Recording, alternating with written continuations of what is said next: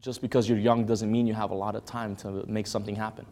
Just because you're young doesn't mean that you can waste time and tomorrow is promised. I think it's harder for a young person to succeed in business because oftentimes they don't have a mentor.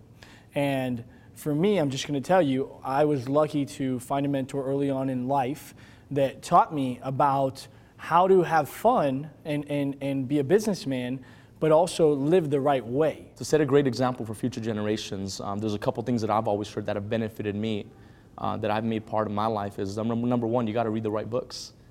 You got to put the right things in your mind.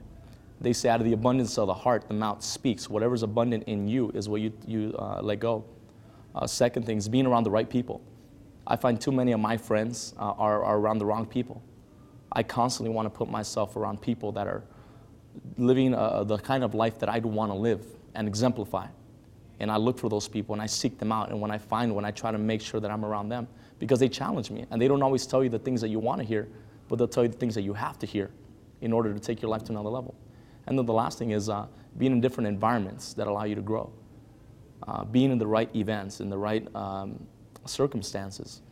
You know, putting yourself in an environment that causes you to be against the wall or maybe is a little uncomfortable, but eventually being around it enough times, you start to own it and you start to get a little bit more belief in increments in yourself.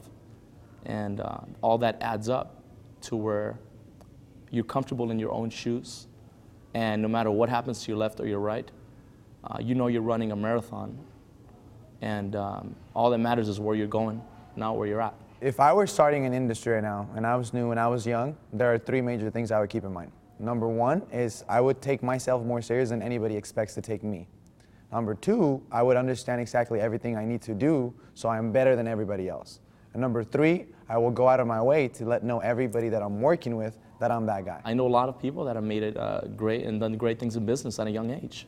I do think it's possible, but I also think it's possible to get the opportunity and not do the right things with it.